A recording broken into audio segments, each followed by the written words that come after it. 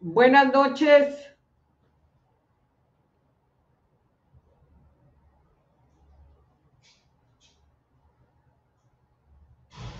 Buenas noches a todos los que nos están siguiendo en este retorno de en vivo en Diálogos Universitarios.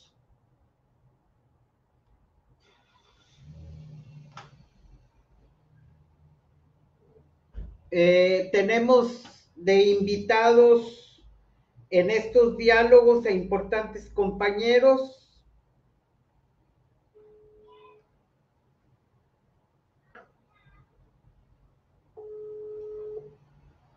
Sí. ¿Ya está? Todavía no, ¿verdad?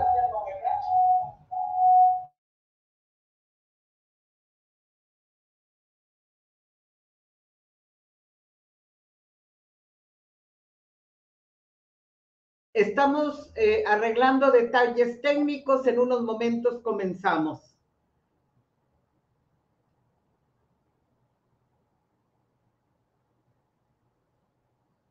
Mientras tanto, buenas noches a todos. Buenas noches, comenzamos de nueva cuenta aquí en Diálogos Universitarios. El día de ahora reiniciamos este esfuerzo con compañeros, con amigos que nos acompañan y que habíamos anunciado su participación desde la vez anterior. Está con nosotros César Roberto Avendaño Amador, de la Universidad Nacional Autónoma de México, el Daniel Solorio Ramírez, de la Universidad Autónoma de Baja California, y Francisco Morales Cepeda, de la Universidad Autónoma de Sinaloa. Les damos la bienvenida. Es un aliento para nosotros acá en esta parte del país olvidada de Dios y cerca de los gringos, y con un gobernador que se acaba de ir, que no se acaba de ir, con una universidad que la tiene todavía dominada, tenerlos. El artículo tercero de la Constitución, pues es grato. Originalmente pensaba yo hacerles la presentación con su currículum, pero creo que para quienes nos están viendo es más importante que cada uno de ustedes se presente, diga quién es, su universidad, así abierto. Si puede comentar algo, y luego ya entramos al tema que es la Ley General de Educación, sus bondades y contrariedades. Encontramos muchas contrariedades, también hay algunas bondades, pero pues que nos corresponde a nosotros los universitarios ir develando esto de acuerdo a las condiciones de cada una de nuestras casas de estudio. Este diálogo quisiéramos que cada uno de ustedes tuviera palabra, tuviera voz. La primera parte es que se presenten, y la segunda parte que esperamos que cada uno tenga unos 20 minutos, no va a ser, no les voy a cortar la palabra, por supuesto, ¿verdad? Pero para que cada uno tenga forma de comunicarse, de ver, y luego ya al final cerramos el programa. Les quiero adelantar para invitarlos todo mayo. no sé, ojalá y tengan sus agendas no muy apretadas y que el mes de mayo, los jueves, lo pudiésemos dedicar a ver esta ley, a ver el tercero constitucional y a lo mejor en cada jueves un tema central que tenga que ver con la educación superior. Pues correcto. comenzamos dándoles la bienvenida, muy agradecida con ustedes, con todos, porque nos hemos acompañado en esta lucha de distintas formas. Solorio pues fue candidato independiente a rector, tampoco lo dejaron llegar, pero bueno, ahí estamos no dejándonos, ¿verdad? Francisco, pues ahí va su lucha en la Universidad de Sinaloa, y César, pues no se diga, ahí en la UNAM ya tendrá algo que decirnos. Entonces yo les doy la palabra en este momento para que cada uno se presente como guste presentarse. Voy a darle la palabra a Daniel Solorio para que se presente, luego Francisco y luego César. Adelante, Daniel. Bueno, pues mi nombre es Daniel Solorio Ramírez, he sido por casi 45 años profesor de Derecho Constitucional y otras materias afines en la Facultad de Derecho de la Universidad Autónoma de Baja California en Mexicali, también en Tijuana y Ensenada ocasionalmente, y pues he dado conferencias en muchos lugares del país, igual que lo invitan a uno aquí o allá, y bueno, participas. He sido también abogado postulante por todo ese tiempo. Soy egresado de mi licenciatura, la hice en la UNAM hace ya en la generación de los 70s. Y pues he adquirido experiencia como abogado litigante también. He logrado tener algunos éxitos en la defensa jurídica en los tribunales de los estudiantes rechazados y de los profesores universitarios corridos, dados de baja por ser profesores interinos, como se le llama en nuestro medio. Y bueno, pues hasta ahí es mi presentación. Muchas gracias, Daniel. Adelante, doctor Francisco Morales. Buenas noches. No sé si me escuchan. ¿Me alcanzan a escuchar? Sí, yo sí también. Sí, bueno. Agradecido por la invitación primero, todos ustedes, a la maestra Luisa Álvarez, y a los compañeros, por supuesto, que los voy conociendo ahora a través de este medio. Yo soy maestro de la Facultad de Ciencias de la Educación de la UAS de hace 11 años. Soy licenciado en Pedagogía y soy licenciado en Ingeniería Bioquímica. Tengo un doctorado en Geografía y una estancia postdoctoral en la UNAM, en el Instituto de Geografía de la UNAM. En su momento quise ser candidato a rector de la universidad, pero bueno, me lo impidieron, planteando que no cumplía con el requisito de los 10 años de antigüedad, porque me faltaban 3 meses. La cuestión es de que yo ingresé a la universidad bajo el programa de doctores jóvenes. En el año 2009 no se me reconoció mi ingreso, presenté una demanda que sigue estando ahí por 2 años que no se me reconoce, pero en este contexto, en el 2018 presentamos un...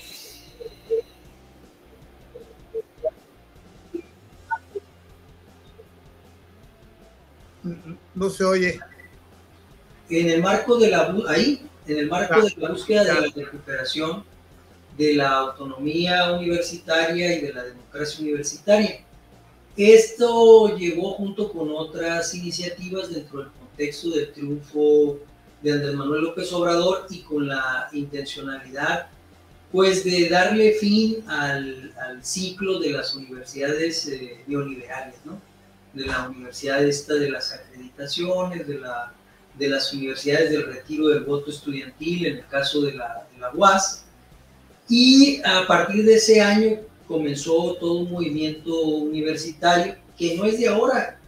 El movimiento universitario en la UAS pues es de larga historia, ¿no? Pero se agudiza en el 2006 cuando hay una purga, pudiéramos decirlo así, una purga política en donde se da de baja a más de 600 trabajadores, maestros y trabajadores de la Universidad Autónoma de Sinaloa, de los cuales todavía hay 300 maestros que están dados de baja en la universidad y que tienen demandas que durante todo este periodo pues no han podido triunfar. También en el marco de una comisión especial, ¿no? Para una oficina especial para este tipo de agravios. Para mí la transformación de la universidad pues pasaba por reformar la ley orgánica. En ese punto pudiéramos decir, algunos dicen utópico, ¿no? Esa idea utópica de que es posible a través del diálogo y a través de la negociación política transformar la institución. A eso me he dedicado desde el 2018 para acá, con sus vaivenes, y en ese camino saludamos la Ley General de Educación Superior hasta que tuvimos el borrador. Y bueno, eso lo vamos a platicar. Pero eso soy yo. Saludos.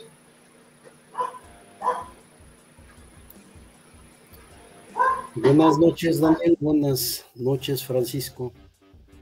Muy buenas noches, Luisa. Mi nombre es César Avendaño.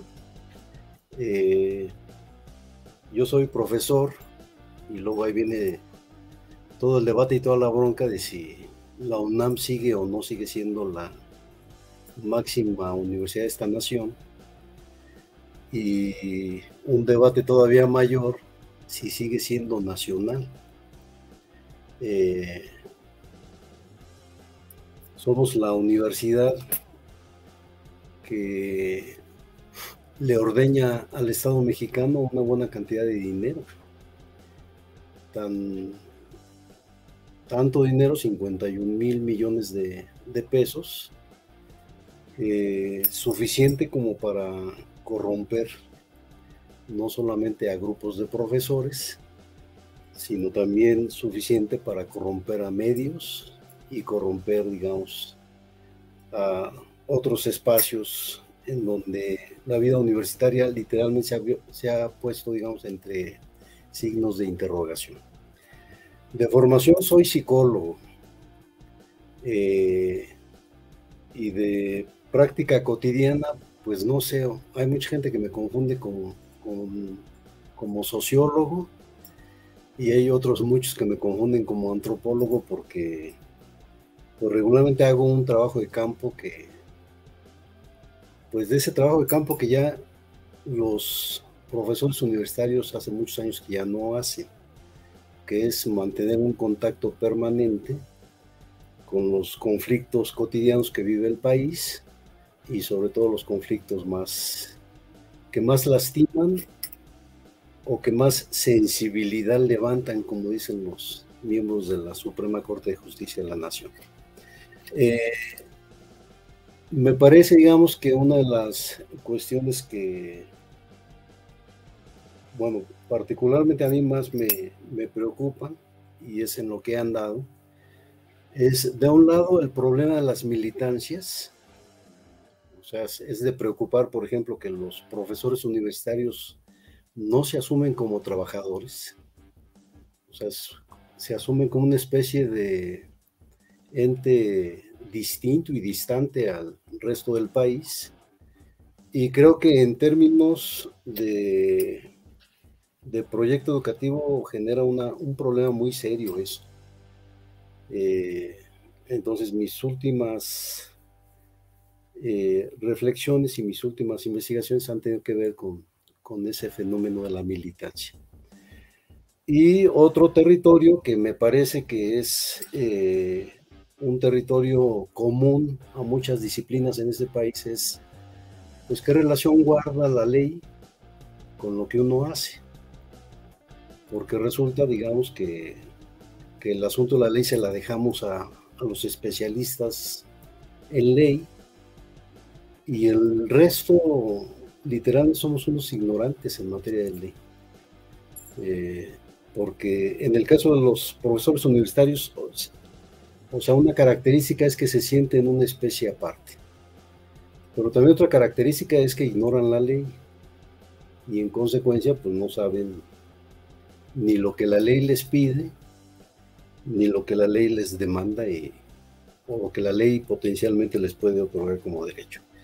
Entonces, este problema de la relación entre ley y cultura me parece que es un problema serio, generalizado en todo el país. Creo que los menos ciudadanos en este país son justamente los profesores universitarios.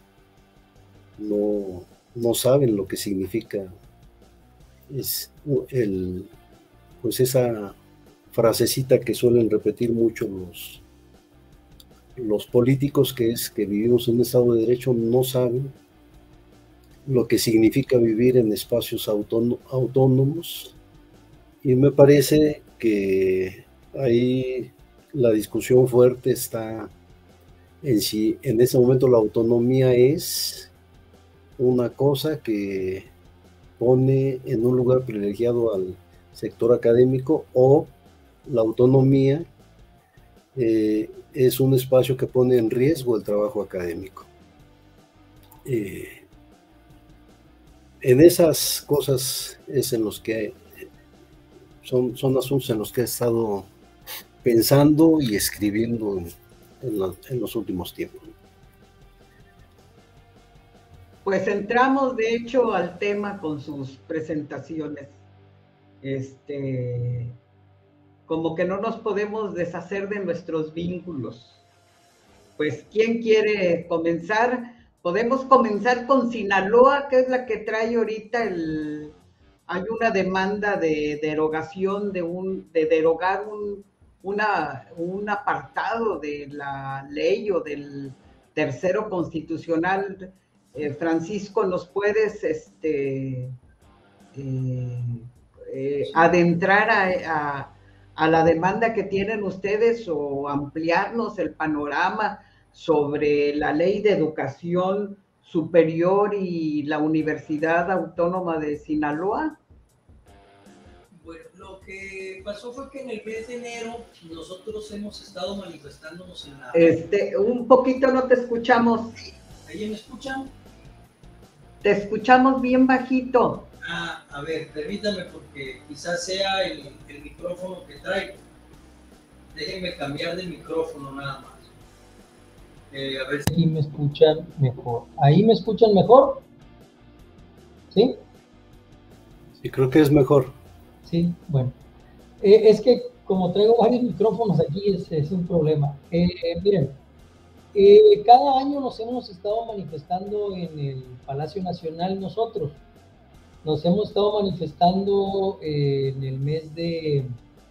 La primera manifestación fue en junio del 2021. La segunda manifestación fue ahora en enero de este año.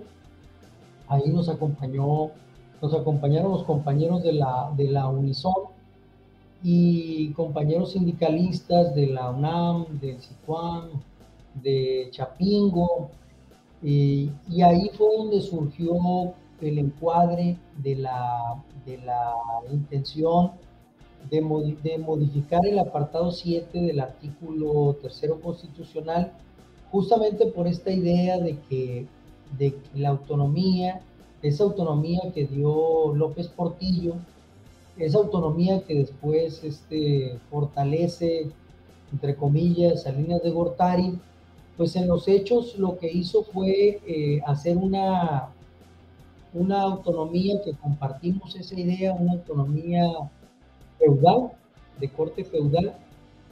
Un compañero del CITUAM comenta esto, Luis, sindicalista, se me olvida el nombre de esos momentos, nombre del compañero, pero él es su idea, la idea crítica hacia la autonomía como un escenario de protección para los cacicazgos locales, ¿no? Esta autonomía feudal dentro de la universidad neoliberal.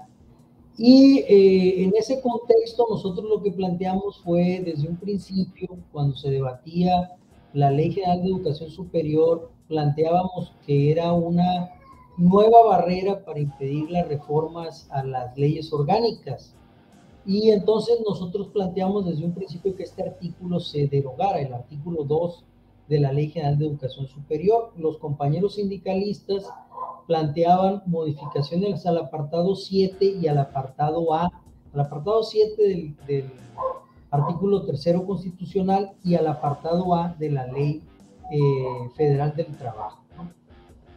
Por la cuestión de las dificultades para la organización sindical y la defensa de los trabajadores, porque resulta que el único que garantiza la contratación y la permanencia de los trabajadores es el patrón, o sea, la rectoría. El sindicato no puede meter mucho las manos si te levantan un acta, 2, 3 y te dan de baja. Esta situación la vivimos nosotros en la universidad con esta purga que les comento del 2006, que implicó el despido de estos 600 trabajadores y que a la fecha sigue abierta la demanda. Cuando en el 2018 nosotros presentamos la iniciativa de ley, el camino era un camino en donde los congresos locales podían reformar las leyes orgánicas. De hecho, en el caso de la Unison hubo un acuerdo político que lo permitió, pero aquí en Sinaloa ese acuerdo político está roto. Bueno, aparentemente, ¿no? Tamaulipas y nosotros compartimos, ustedes tienen a Villarreal y nosotros tenemos a Rubén Rocha Moya. Rubén Rocha Moya pues fue presidente de la Comisión de Educación del Senado que aprobó la ley Concheiro, que así se le denominó a la Ley General de Educación Superior, porque al final fue el subsecretario quien impulsó esta ley, el subsecretario de Educación Superior de la Secretaría de Educación Pública. Y Rubén Rocha Moya, siendo presidente de la Comisión de Educación, muy apoyado por Villarreal, Américo Villarreal, de hecho prácticamente del mismo equipo,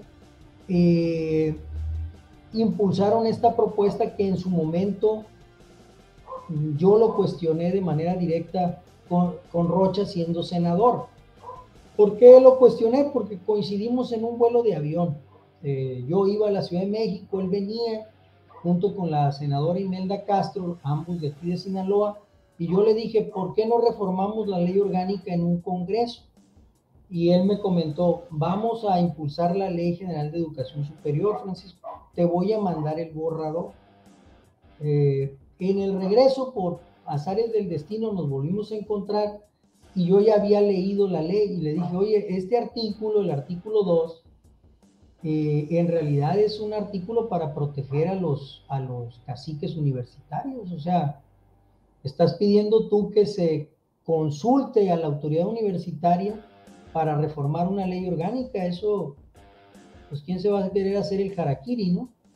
Y al final esto fue lo que pasó. Por eso nosotros en esta ida a la Ciudad de México volvimos a plantear, el anterior planteamos la necesidad de acabar con el acuerdo entre Morena y los caciques universitarios.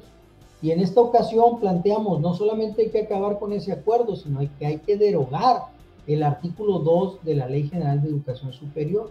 Ahí coincidimos con los sindicalistas que nos plantearon, Francisco, pues defender la autonomía, reformar la autonomía en el marco de lo que tenemos, pues es prácticamente mantener la universidad feudal, ¿no?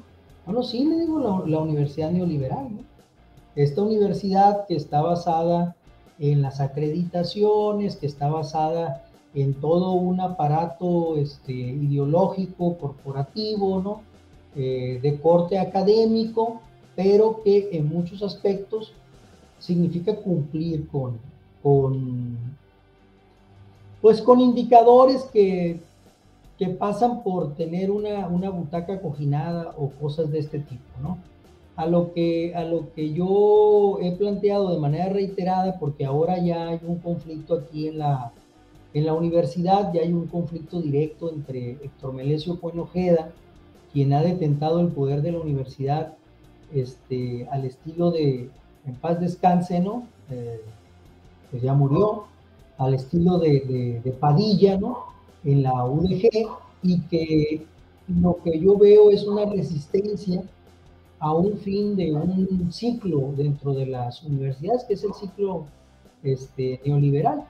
El punto es de que este aparente conflicto ha impedido un acuerdo político como el que se dio en la Unison para que se reformase la ley orgánica. ¿Qué es lo que podemos nosotros plantear en este sentido? Bueno, la ley general de educación superior tiene una parte que es este dique para reformar si no hay un acuerdo político, y tiene por otra parte una propuesta de gratuidad de la educación, pero que es escalonada. Nosotros no tenemos la situación que tienen la UABC con las colegiaturas que tienen, ni la situación que tiene la Universidad Autónoma de Tamaulipas con las colegiaturas que tiene. En la parte más elevada de colegiaturas pudiera ser, pero tampoco tenemos la situación del UNAM, ¿no? En donde se cobran, creo que menos de $1, ¿no? Si me equivoco, pues corríjanme, ¿no?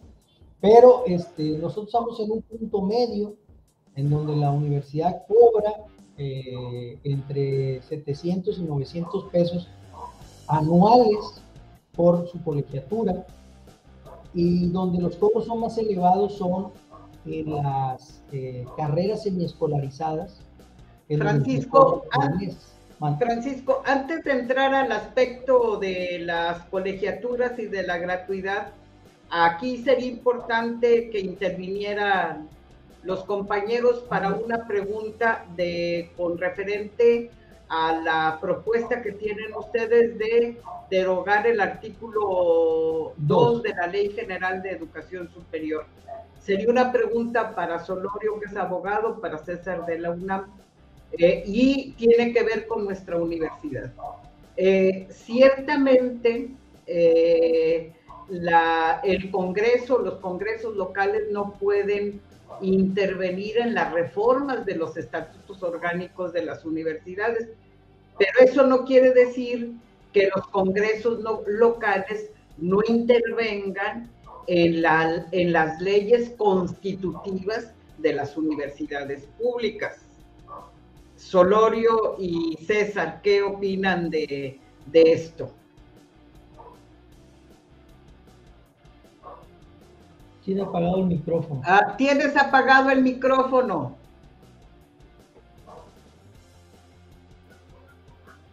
Oh, sí, gracias. Bueno, les comento que desde que se conoció el proyecto, la iniciativa para la Ley General de Educación Superior, un grupo de universitarios y ciudadanos en general de aquí de Mexicali y unos cuantos de zona costa nos unimos y discutimos el tema y entregamos, yo logré localizar a Concheiro, por cierto, y le hicimos llegar en sus propias manos un documento firmado por la gente de aquí, haciéndole una denuncia de que ese artículo segundo era un auténtico, bueno, primero es inconstitucional, primero es claramente contrario a la Constitución y que no debía pasar. Le entregamos por escrito, pues dirigido al presidente, en manos de Concheiro, y pues no tuvo ninguna repercusión. Cuando ya se aprobó y se publicó esa ley, ese mismo grupo de personas aquí entregamos al Congreso de Baja California un documento pidiéndole que dentro de los 30 días posteriores a la publicación de la ley promoviera una controversia constitucional ante la Suprema Corte y dándole los argumentos por los que ese artículo segundo es inconstitucional en la medida en que invade la competencia del Congreso de Baja California. Si el Congreso de Baja California expidió la ley orgánica de la UABC y es constitucionalmente competente para legislar en materia de educación superior, no hay ninguna razón constitucional para que una ley del Congreso Federal le cercene, le quite, le minimice, le obstaculice las facultades del Congreso de Baja California para modificar, cambiar o expedir una nueva ley orgánica de la UABC. Tampoco logramos nada porque el Congreso de porque el Congreso de Baja California, es que lo que estoy diciendo está inspirado también en lo que dijo Francisco, porque los que andan, los outsiders, los que estamos fuera del círculo del poder, generalmente no somos escuchados, ¿verdad? Lo que dijo César Avendaño también va por ese lado, ¿no? Podemos tener razones y argumentos y participación y voces, pero no basta, hay que estar en el círculo del poder, cualquier cosa que signifique círculo del poder. Tampoco fuimos escuchados. El Congreso no tenía ganas para nada siquiera de examinar el tema, de oír. Personalmente yo platiqué con 3 o 4 diputados que fueron mis alumnos en la UABC años atrás, y pues sí, a título personal se mostraron muy interesados y quedaron de reportarse pronto, pero nada. Ese artículo es un atentado a la soberanía de los estados, a las facultades de los congresos locales, pero sobre todo es lo que dijo Francisco, ese artículo está diseñado para fortalecer los cacicazgos dentro de las universidades públicas. Nosotros hemos padecido no un cacicazgo tan fuerte como el del señor que se acaba de despedir del mundo en Guadalajara, ni tan fuerte me parece como el de Cuen en Sinaloa, o quizá ni tan fuerte como otros, como el de Sosa Catalán, que está en la cárcel ahora en Hidalgo, u otros cacicazgos que se han entronizado en universidades públicas mexicanas. Pero sí hemos tenido nuestro propio cacique. En este momento una duda entre los universitarios es si nuestro cacique ya no es nuestro cacique o lo sigue siendo, porque ahí acaba de haber cambio de rector hace 4 meses, 5 meses, y ahí hay un poco de misterio de dónde salió este rector. Pero bueno, el punto es que ese artículo es perfecto para entronizar los cacicazgos. Es perfecto para que nadie pueda meterle mano a las leyes orgánicas si no lo quiere el cacique en turno de cada institución universitaria. Eso, escuché hace poco una entrevista que le hicieron al gobernador de Sinaloa, a Rocha Moya, y sí, efectivamente, él dijo, lo escuché decir, que ese artículo está hecho para proteger la autonomía universitaria. Insiste en que eso es para proteger la autonomía universitaria, pero quizá a Rocha Moya le haga falta escuchar, por ejemplo, a Luis Bueno. Luis Bueno es este profesor de la UAM que escribió hace poco un trabajito por ahí en las redes sociales donde estamos comunicados nosotros, donde explicó su concepto de autonomía feudal. Efectivamente, es un artículo diseñado para proteger los feudos que pequeños grupos, que oligarquías universitarias logran constituir y adueñarse no solo de los mandos, sino del presupuesto universitario. En Baja California, nuestra experiencia de autonomía es que únicamente los gobiernos de las universidades, no las universidades, los gobiernos universitarios exigen respeto a la autonomía únicamente cada vez que desde el exterior se les pide rendir cuentas, informar del estado financiero de la universidad.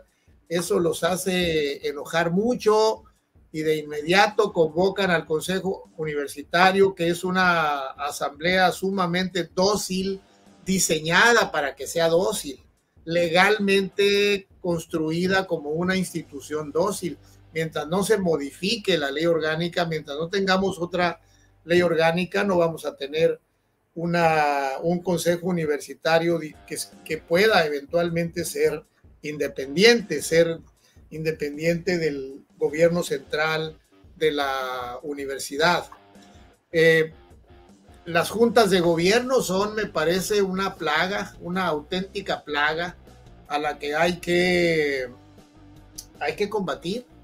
Las juntas de gobierno hay que combatirlas. Yo tengo hace unos 20 años más o menos publicando pequeños trabajos en los que he propuesto, sobre todo en mis épocas de candidato a rector. He logrado ser candidato a rector 3 veces voluntariamente. La Junta de Gobierno me ha permitido ser candidato, y la más reciente gracias a una orden de un juez de amparo.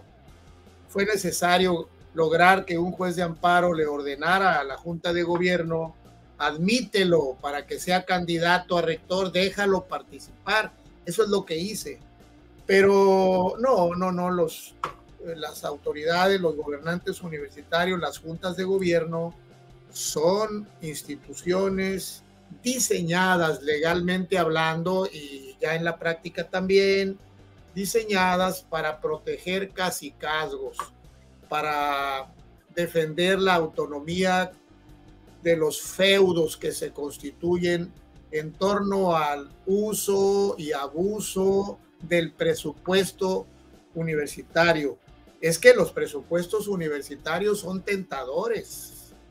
La Universidad Autónoma de Baja California tiene en este año 2023 un presupuesto que ronda los 7,000 millones de pesos, que es una cantidad muy apetecible. Si tú tienes el control de 7,000 millones de pesos para la administración, fácilmente se te pueden pegar, se te pueden ir a tu bolsillo un buen puñito, quizá no 1,000, pero quizá algo menos, pero una cantidad importante. En esta parte de los feudos y de las cantidades y de la Junta de Gobierno, vamos a darle la oportunidad a César Avendaño de la UNAM para que nos hable de la junta más vieja, pero ejemplo de todas las demás juntas. Sí, porque hay que saber que en la universidad hubo un momento en la Universidad Autónoma de Tamaulipas que también, hasta después que fue en el 72, pero cuando la universidad logra la autonomía en 1967, luego una segunda parte en el 72, también hay una junta de gobierno que es la que nombraba al rector y a los directores de las unidades, facultades. Las juntas de gobierno, no sé qué hay en la UNAM, que todo mundo quiere su junta de gobierno. ¿Será por el presupuesto, César? Pues una parte es el dinero y otra parte es la capacidad que tienen de generar acuerdos políticos. La Junta de Gobierno de la UNAM son 15 personalidades, 15 personas que eligen a todos los directores de escuelas, institutos y facultades de la UNAM. Supongo que han de tener una capacidad de clarividencia enorme, como para saber qué tipo de persona requiere cada facultad, cada escuela y cada instituto. Lo cierto es que las juntas de gobierno de la UNAM siempre ha sido un núcleo muy cerrado. Lo que acá se rumora es que esta junta de gobierno que ahora administra la universidad, pues es el último reducto del PRI, vinculado a Narro, y queriendo ser negociado por la 4T. Yo nada más daría el dato, en el 2019, un ex-ceuista, que en el 2019 era diputado federal, presentó una iniciativa de ley para modificar la ley orgánica de la UNAM, y entre los primeros que saltaron en contra de la modificación de la ley orgánica de la UNAM se encuentran otros ex-ceuistas, entre ellos Claudia Sheinbaum, que fue de las primeritas que saltaron a decir que no podían violentar la autonomía universitaria. Y pues nada más recordar que Claudia, en la huelga del 86, fue del núcleo duro del CEU, que exigían, digamos, la democratización de la UNAM y exigían que las autoridades universitarias fuesen elegidas democráticamente. Yo creo, digamos, que pues estamos hablando de un presupuesto que está arriba del presupuesto de 17 estados de la República. Entonces no es poco dinero, y no es poco lo que ahí se juega. Yo creo que lo que describía Francisco, digamos, en términos de que estos espacios universitarios son en realidad réplicas de lo que fueron las universidades coloniales y las universidades medievales, y la UNAM yo creo que sigue siendo ejemplo de eso. O sea, la universidad es una institución piramidal que no puede dejar, digamos, espacios en donde la gente pueda manifestarse. O sea, y si en algún lugar de las universidades del país se ha hecho o se ha agudizado la excepcionalidad de la ley, es en la UNAM. Porque, por ejemplo, en la UNAM lo que se dice es que en cada escuela, instituto y facultad, la máxima autoridad son los consejos técnicos. Sin embargo, los consejos técnicos son actualmente órganos no deliberativos, son órganos administrativos que no tienen ninguna capacidad de decidir absolutamente nada. No tiene mucho, yo creo que será desde la administración pasada, que se estableció en la UNAM como un criterio de política institucional la eliminación de los concursos abiertos para acceder a plazas de académicos, y ahora los directores otorgan las plazas por la vía del famoso artículo 51, que es la potestad de los directores de entregar temporalmente las plazas, cuando la legislación universitaria dice que eso puede ocurrir en casos de excepción. Y lo cierto es que la excepción se ha establecido en la universidad. El trato excepcional, o sea, este dato que aportaba Francisco de que se nos trata a partir del apartado A de la Ley Federal del Trabajo, pues nos coloca como empleados excepcionales. Y el trato que nos dan las autoridades universitarias es excepcional. Y el trato que nos dan los jueces cada vez que los casos llegan a los juzgados también es de excepción. O sea, los mismos jueces insisten en que no pueden meterse dentro de el espacio universitario porque son espacios autónomos, y entonces el legislativo estaría violando si se meten a decidir en el terreno laboral. Y lo cierto, digamos, es que los espacios universitarios son espacios de excepción legal.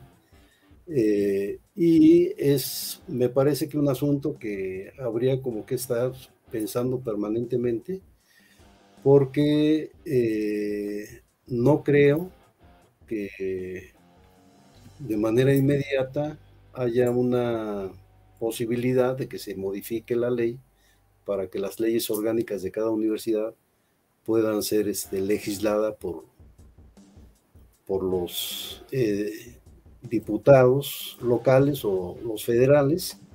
Y creo yo que, digamos, una de las posibilidades pudiera ser una movilización nacional, pero estamos lejos de que eso ocurra, ¿no?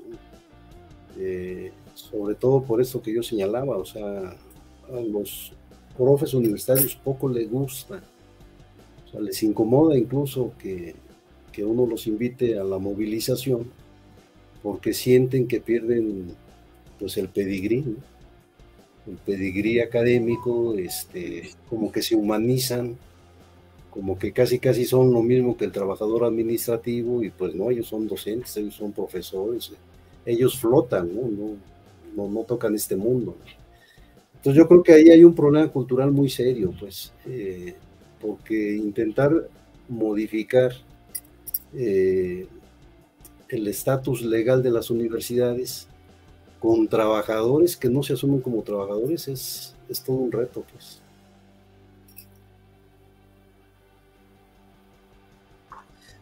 Luisa, permíteme decir algo ahí muy breve sobre eso que acaba de señalar. Adelante, Solorio, adelante. Bueno, es que ese es el punto, ese es eso que está tocando César Avendaño, ese es el punto de la inmovilidad de la clase académica universitaria. La clase académica universitaria efectivamente ve de arriba hacia abajo a los trabajadores. La palabra trabajador les parece grotesca, les parece indebida, no puede aplicarse a un académico, a un profesor universitario. Y entonces nunca verás el 1 de mayo a los trabajadores universitarios marchando, salir a marchar el 1 de mayo, no, junto con los sindicatos de obreros, pues no, ese no es mi estatus, dice la gente, no es mi asunto. Es un desclasamiento muy fuerte, propio de la cultura que sembró el neoliberalismo para crear gente dócil. Nuestras universidades se llenaron de académicos dóciles, porque hay un dato que a mí me interesa mucho poner en relieve. Los rectores no son solo patrones, no solo representan al patrón universidad, sino que también son gobernantes. Simultáneamente, un rector y su corte de colaboradores es un patrón, pero también es un gobierno. Las leyes orgánicas de las universidades y los estatutos internos los definen como gobierno de la universidad.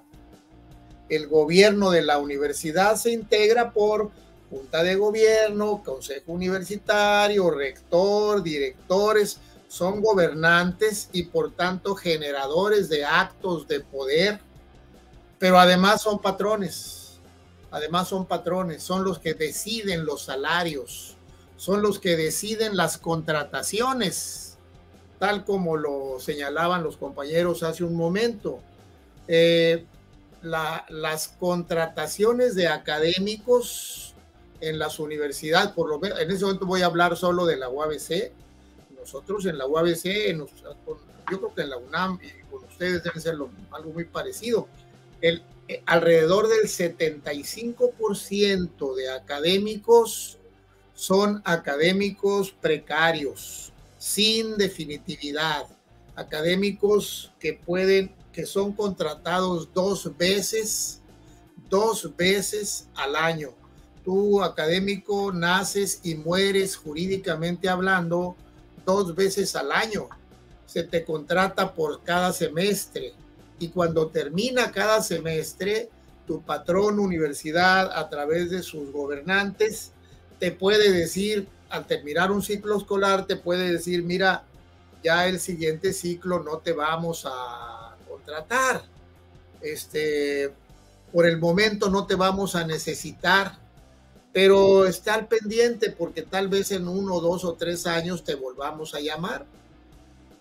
Así, en esa situación de precariedad funciona la relación laboral del académico que tiene nombramiento interino. Bueno, en ese dato yo quisiera hincar una información. Yo he tenido en mi despacho como abogado, aparte de ser profesor universitario, he provocado la incomodidad de los gobernantes universitarios porque además de ser profesor de la Facultad de Derecho, he aceptado representar a académicos corridos de esa manera y logramos hace algunos años llevar un caso hasta la Suprema Corte y luego otros cuantos casos a tribunales de circuito en que logramos establecer una jurisprudencia según la cual el académico interino tiene derecho a permanecer, tiene derecho a que su relación laboral se prorrogue por todo el tiempo que sea necesario para que su patrón universidad le dé oportunidad de participar en un concurso de oposición. Y si no gana el concurso de oposición, pues entonces causa baja. Pero esa jurisprudencia de la Corte, de la Suprema Corte, es muy generosa, es muy buena para la defensa jurídica de los académicos interinos, pero todavía es muy poco conocida en el país, inclusive es muy poco conocida por los tribunales. Es necesario en cada caso insistir, perseverar, machacar, llevarles a los tribunales, mira, esta es la jurisprudencia que estableció la Suprema Corte, según la cual yo tengo derecho a la prórroga de mi contrato por todo el tiempo que haga falta para que mi patrón universidad me permita participar en un concurso de oposición. Y si me despide, me separa, me corre, sin darme oportunidad de participar en un concurso de oposición, es un despido injustificado y me debe indemnizar o me debe reinstalar según lo que yo pida. Eso es un dato jurídico importante que hay que divulgar. Yo donde quiera lo divulgo para tratar de llamar la atención de los académicos de las universidades públicas mexicanas, porque ese es un criterio válido para cualquier universidad pública mexicana. Viene de la Suprema Corte y viene de tribunales de circuito, que son los tribunales de mayor jerarquía después de la Suprema Corte. Entonces, eso está ahí en la mesa para la conversación. Esto es mi intervención. Gracias, Daniel. Francisco, ¿quieres comentar algo al respecto? Sí, miren, yo estoy de acuerdo con el punto de que es complicado la movilización nacional.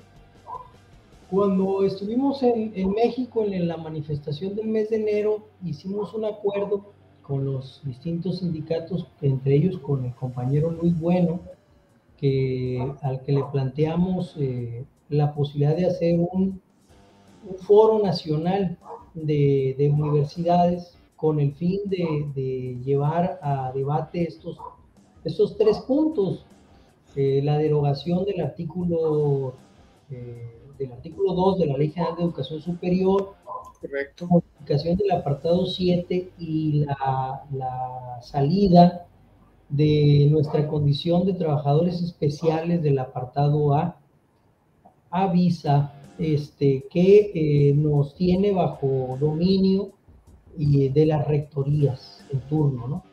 Y en donde los sindicatos en realidad pues son sindicatos blancos o sindicatos de protección, básicamente, ¿no? Planteamos la posibilidad de que fuese en el mes de marzo. A la fecha, a pesar de que tenemos grupos en donde compartimos de Facebook, de Facebook y de WhatsApp, por cuestiones de la propia dinámica que se presentó en el caso de Sinaloa porque en ese momento hay un pleito supuesto, ¿no? Porque entre Morena y el PAS, el partido de Cuen, pero en los hechos lo que están haciendo pues es entreteniendo el acuerdo político para reformar la ley orgánica de la universidad. Así como se logró la reforma a la Unison, que es una reforma que desaparece la Junta de Gobierno, y eso pues ya es una ventaja, ¿no? Pero no logra recuperar el voto universitario. En el caso de Sinaloa, pues nosotros no tenemos una junta de gobierno, pero tenemos una comisión permanente de postulación, es un filtro, ¿no?, de expertos que deciden quién sí puede ser candidato y quién no. O sea, para el caso lo mismo, ¿no? Pero el punto es, hay un mandato ya por la propia presión que hay, que ejercemos al definir a Morena como un partido que gobierna con el Pacto por México, a partir de ser una Morena porfirista, que permite la reelección de sus diputados federales, de sus senadores, de sus presidentes municipales, y eso es el Pacto por México. Por tanto, todo lo que dice el buen compañero Andrés Manuel López Obrador pues es falso. En términos reales, forma una casta de legisladores que son controlados bajo una lógica muy parecida a la lógica española, ¿no? Esa lógica gachupina. Por eso le denomino yo la gachupinización de la política mexicana, de que el presidente del partido, que además se reelige también, controla la lista de los que se van a reelegir. Y esa es una manera de control político, muy clientelar, ¿no?, del propio Morena. Tanto los compañeros de la Unison como nosotros participamos dentro del partido. Participamos dentro de Morena y participamos de una manera crítica, cosa que tampoco les gusta mucho, ¿no? Pero, sin embargo, coincidimos en la Ciudad de México planteando, necesitamos un gran frente nacional de universidades que establezcan estos tres aspectos. Sabemos nosotros que hay una crisis político-electoral en estos momentos. La podemos observar por el contexto internacional y por el contexto nacional, que permitiría a las universidades y a los universitarios del movimiento universitario avanzar en aspectos que sí podemos reformar por una mayoría simple. Sí podemos reformar por una mayoría simple sacarnos del apartado A. Sí podemos reformar por una mayoría simple, aunque sabemos que la derecha se puede amparar y todo lo que puede hacer, ¿no? Pero en términos reales, Morena ha perdido la oportunidad de ejercer su mayoría. Pero nosotros no podemos perder la oportunidad como universitarios de ejercer la crítica. O sea, eso no. Eso sí no lo podemos dejar de hacer.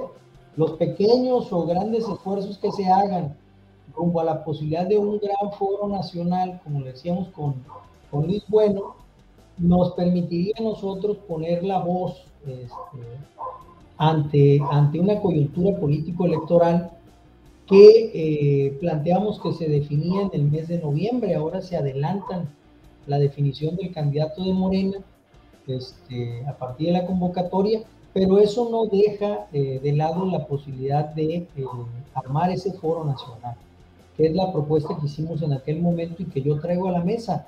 Armar ese foro nacional, lo decíamos, armarlo en Minería, en el Palacio de Minería, y alzar la voz con un manifiesto universitario, un nuevo manifiesto universitario, que nos permitiera plantear estos tres puntos, ¿no? Esto yo creo que es lo práctico. Nosotros nos hemos separado, y me refiero a la Red Universitaria de Transformación Académica que yo represento en el caso de la UAS. Nos hemos separado de este pleito Rocha versus Cuenca, porque es falso, porque es un pleito falso que está entreteniendo la reforma universitaria que ya ganamos. Desde mi punto de vista, yo le decía a la maestra Luisa, maestra, nosotros vamos ganando. En los hechos nosotros vamos ganando porque el ciclo neoliberal va en contra de quienes han administrado estos últimos 30 años las universidades, y ellos son los que están en entredicho, no nosotros. Nosotros hemos mantenido, yo desde que era estudiante, ¿no?, enfrentando a Rubén Rocha Moya cuando era acólito de Salinas de Gortari. Él decía que él era académico y no político. Y yo le decía, bueno, maestro. Sí, la palabra académico sirve mucho para disfrazar cualquier cosa.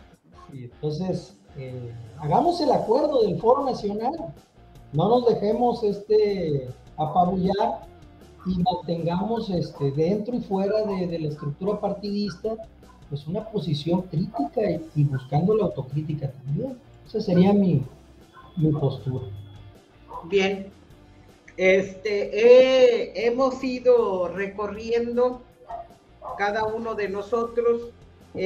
Tengo aquí, ya para finalizar y para invitarles a que la próxima sesión continuemos con esto tan importante. Prácticamente estamos viendo todas las contrariedades entre el tercero constitucional, el apartado séptimo que regula las universidades, la educación superior, y la Ley General de Educación Superior. Voy a leer el artículo 2, aquí lo tengo a la mano. Por favor. Nosotros lo conocemos, pero quienes nos escuchan, pues es posible que no, porque como los que estamos aquí sabemos, pues cada vez lo que dice César tiene razón. Esta idea de que casi nos tejió Dios para caer en el aula y aportar toda la sabiduría que casi como que nacimos con ella, y entonces ya nadie nos puede ver ni tratar más que con reverencia, que es esta idea del académico, del que está por encima de todo. Vámonos, hay que, sí, ciertamente esa es la situación del académico, un académico creído y mamón, y sobre todo cuando hay grado académico es todavía peor. Eso lo conocen los profesores y lo padecen los alumnos. Voy a leer el artículo 2 de la Ley General de Educación y los quiero comprometer en este momento. Vamos a una segunda, pues a que puedan hacer un resumen cada uno de ustedes, pero que podamos continuar estas contrariedades de la Ley General de Educación el próximo jueves a las 8 de la noche. Sí nos considerarían en su agenda que mayo lo dediquemos a esto de la ley, luego ver las bondades, que puede haber bondades. No sé si ustedes estén de acuerdo en que nos vamos a ver el jueves. Sí, claro. Sí.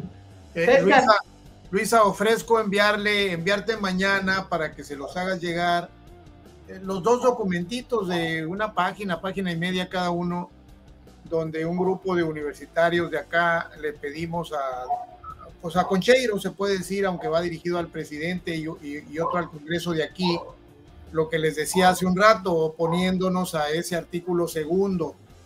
Se los enviaría solamente para un textito de una página cada uno. No, incluso hay que pensar para la otra, también nosotros. Sí. Digo, en mi universidad cada vez nos despiden más a trabajadores, no me han despedido, pero siguen despidiendo a compañeros. Sí. Los agravios son terribles. Voy a leer, bueno, si ustedes quieren leer una parte del artículo 2. Y luego ya les pediría un resumen o una aportación o lo que ustedes quieran comentarnos y vernos el próximo jueves. Voy a leerlo, aquí lo tengo a la mano.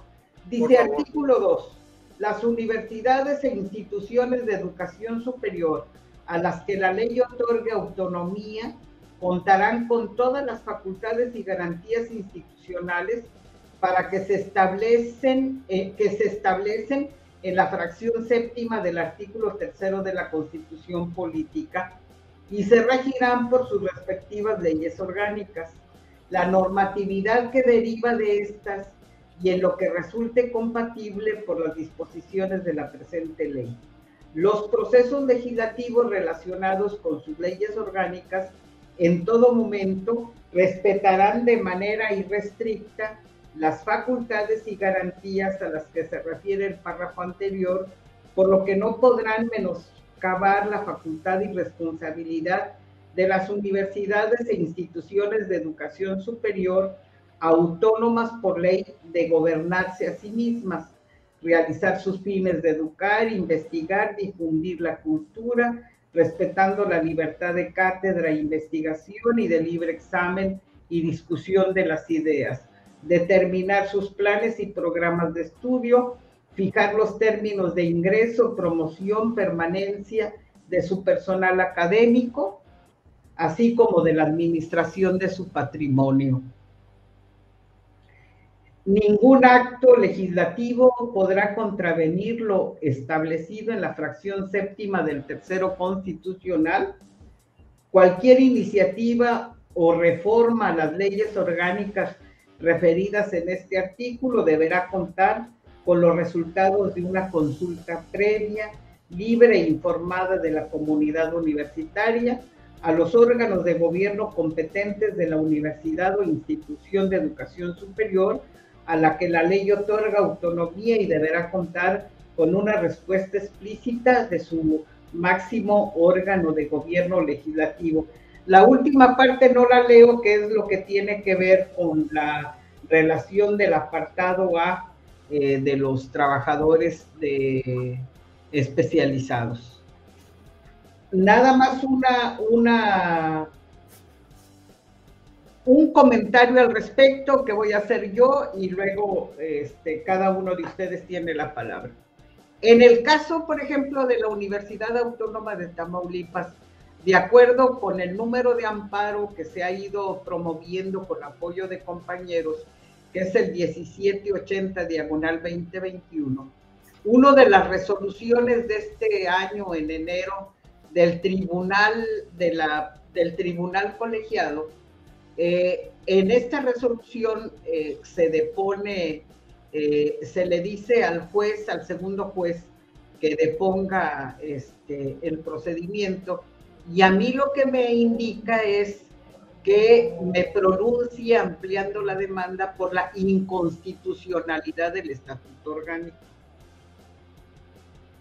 La duda con respecto a este apartado del artículo 2 es, y cuando el estatuto orgánico no cumple con la Constitución, como quiera tienes que consultar a la comunidad universitaria.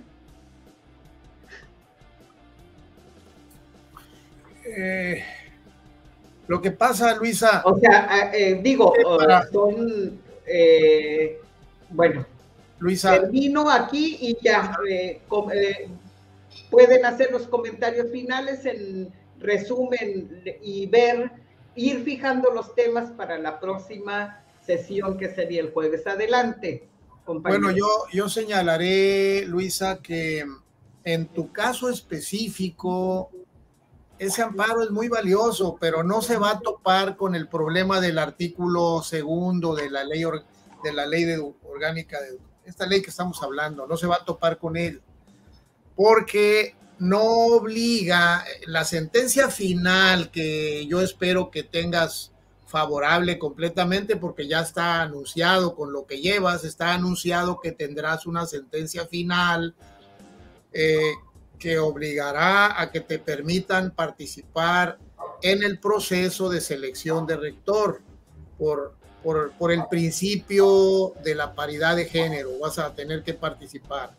pero para eso no hace falta que se haga la modificación a la ley orgánica de tu universidad ni al estatuto general, solamente que se cumpla la ejecutoria sin necesidad de hacer la reforma expresa. No va a llegar hasta allá. Tu caso específico no va a tener ese problema. Y se va a cumplir la ejecutoria y va a haber un proceso de cumplimiento y tú vas a poder participar. Ahí sí, ya quién sabe cómo te vaya en el proceso de selección de rector que tenga que reponerse.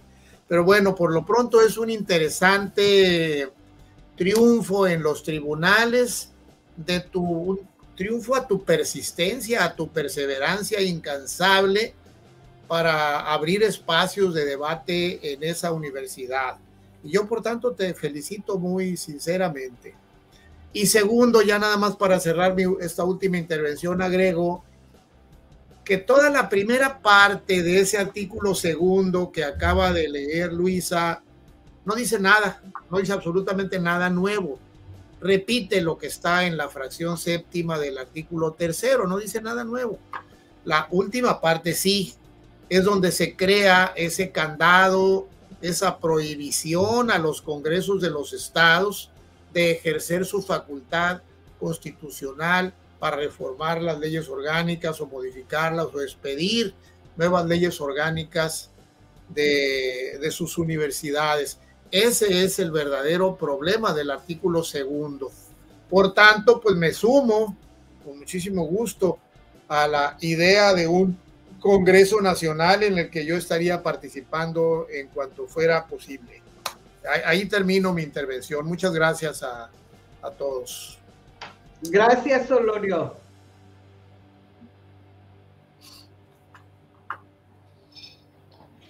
César o Francisco, cualquiera de los dos. Sí, yo haría un comentario muy breve y final. Por supuesto, me sumo también a la iniciativa y creo que un elemento importante a pensar es cómo hacemos un rediseño cultural. ¿Cómo hacemos para que los profesores universitarios se asuman como trabajadores con derechos, con responsabilidades, pero sobre todo con esta idea de que su salario viene del presupuesto público? O sea, no, el salario que los profesores recibimos en nuestras universidades no viene del cielo, no es una dádiva divina. Es un dinero que viene del pueblo y eso acarrea responsabilidades. Creo que eso es importante que se entienda. Yo ahí cerraría mi comentario. Bien. Bueno, yo pues felicito a la doctora por Luisa, por la tenacidad, a los compañeros pues por supuesto por mantenerse, ¿no?, en la vertical, aún a pesar de las condiciones en las que nos hemos encontrado en las universidades, sobre todo por la intolerancia a la crítica, ¿no?, a la reflexión, cuando las universidades deberían de ser garantes de este pensamiento científico, de este pensamiento crítico. Y en este contexto, reconocer el hecho de que estamos ante el fin, no por decreto del ciclo social, del ciclo neoliberal en las universidades, pues requiere también de la participación de nuevos actores o de los actores universitarios con una nueva cultura política.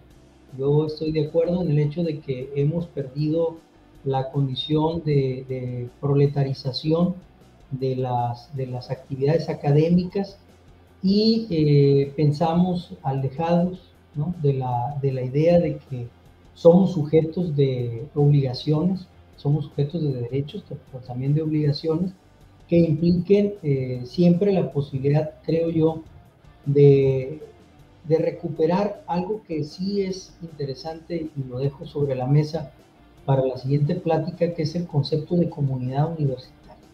El concepto de comunidad universitaria en la ley, a mí me parece que es un concepto que nos permite recuperar esa idea de corresponsabilidad y de solidaridad, a pesar de que Salinas lo choteó, ¿no?, el concepto de solidaridad entre los compañeros universitarios, que eso pues sí es loable de parte de la ley, ¿no? Por lo demás, pues hay tinta en el tintero para la siguiente reunión y agradezco la invitación y que me permitan estar aquí con ustedes, esperando que nos convenzamos de hacer ese Congreso Nacional, ¿no? Y como dice el dicho, poner a parir chayotes a varios. Muy bien, pues un saludo muy cordial a los tres. Luisa, gracias. César, Francisco. Buenas noches. Hasta luego. Creo que estamos de acuerdo todos a empujar hacia adelante, edificar otra comunidad universitaria, porque la que tenemos pues no está a la altura de lo que se requiere. No la 4T, sino lo que requieren los jóvenes, Sí. el país. Nos vemos el jueves. Nos vemos el jueves. Hasta luego. A la misma hora. Gracias. A la misma hora. En esta contienda electoral, recuperemos la esencia de nuestra universidad. Verdad, belleza y probidad. Autonomía, excelencia y gratuidad. Voto por Luisa Álvarez será primera candidata independiente, activista, investigadora y docente, mujer honrada, entrona y valiente. Sufragio efectivo, no a la imposición. Acabemos con la corrupción y la simulación. Sufragio efectivo, no a la imposición. Fuera los intrusos de nuestra institución. Las cosas como son, la UAT está siendo ultrajada. Un grupo de funcionarios la ha tenido secuestrada. Es tiempo del cambio, el momento es ahora. Estudiantes y maestros juntos haremos historia. Vamos bien unidos, esa es nuestra fortaleza. Es tiempo de las mujeres, juntos haremos proezas. Llegó la hora, que en la UAT haya una mujer rectora. Sufragio efectivo, no a la imposición. Fuera los intrusos de nuestra institución. Enfrentemos a la mafia, desafiemos los esquemas. Con Luisa de la mano derribaremos barreras. La UAT es de todos, mejoría no está en venta. Vamos amigos, el cambio está cerca. Luisa es una mujer muy preparada, sabe de las aulas y ella no está corrompida. Quiere lo mejor para nuestra UAT querida. Vamos con Luisa, vamos con Luisa. Sufragio efectivo, no a la imposición. Fuera los intrusos de nuestra institución. Sufragio efectivo, no a la imposición. Vamos Luisa, eres la solución. Vamos con Luisa.